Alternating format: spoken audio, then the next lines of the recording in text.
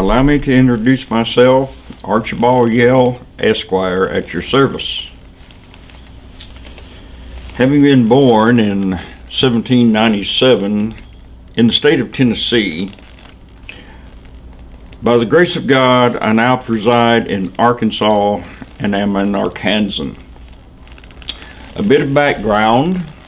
I'll have you know that I'm a fighting man. I fought in the War of 1812, where I met Andrew Jackson. Also the Creek War and the Seminole War following that. I was called the boy captain. I'm used to being in command and having authority. We will be raising a squadron of mounted men, and we'll be going to support Andrew Scott, General Scott, in our war against Mexico for the state of Texas. I have been in service of our fair state for many years, having survived the Great Depression of 1823, which came about because of the federal bank. If you allow me to touch for a moment upon the politics within our fair state, we have now been pretty much divided into, I would dare say, 3 different contingents on political views. One being a anti-Mason party, which is small but upcoming. Then of course we have the Whig party, and then the more Democratic Jacksonian influenced political party.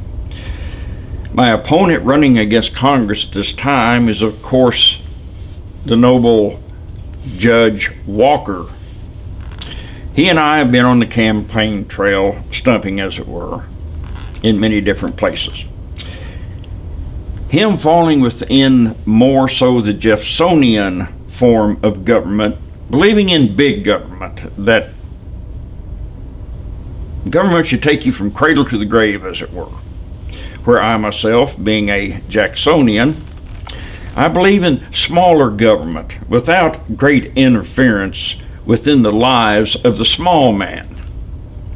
Now again, this is cutting across the grain in a lot of the lower parts of our wonderful state, the Delta area, where you have the big planters and the plantations.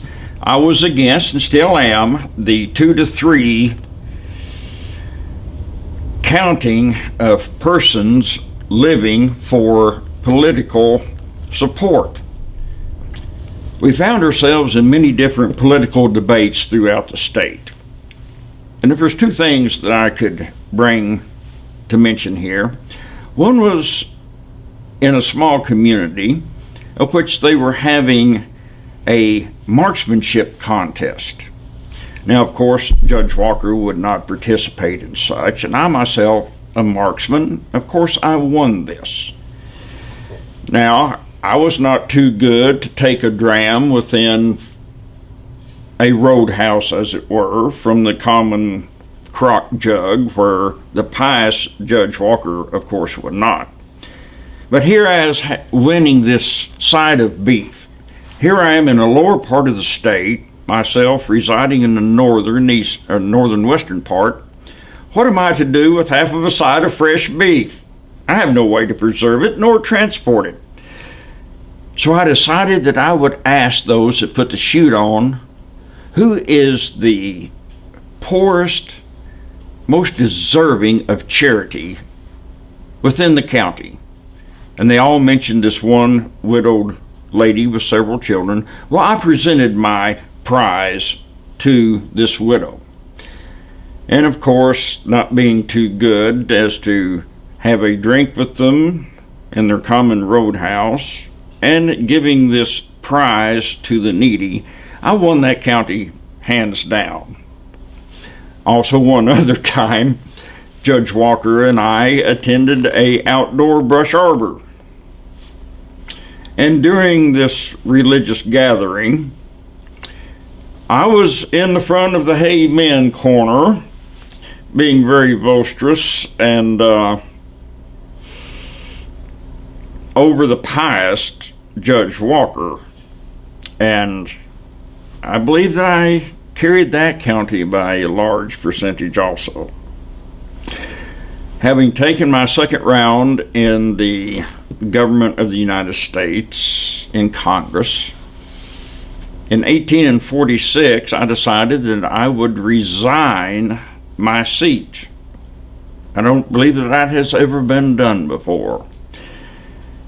But because of my belief of having Texas brought into these United States, I also believe enough to fight for it also. So I'm going to be raising and leaving here shortly with a mounted contingent of Arkansans going down to help Winfield Scott under the command of General Wood as reinforcements during this conflict. Going along, of course, with me will be Albert Pike. We have thought not well of one another throughout our political careers. He was not very favorable of me in many of his newspaper articles and broadsides that he has printed, and he is staunch anti-Masonic also.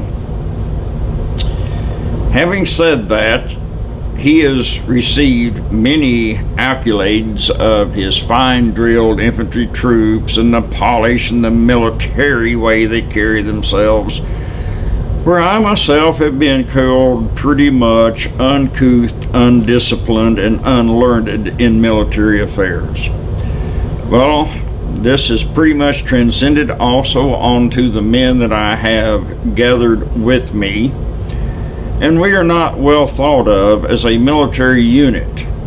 But I'll have you this, sir, that we will be fit to be tied to when it comes to absolute warfare and facing of the enemy. We will be leaving shortly. Anyone else wishing to join our most noble of campaigns and crusades, please join us in our march for the freedom of Texas. Archibald Yell gave his life for manifest destiny, which he believed in, which was to overspread this continent allotted by Providence for the free development by the multiplying millions of our population. Sadly, Mr. Yell did just that. He gave his life holding the right flank of the army during the Battle of Buena Vista in Mexico. Albert Pike was holding the left flank of the attack.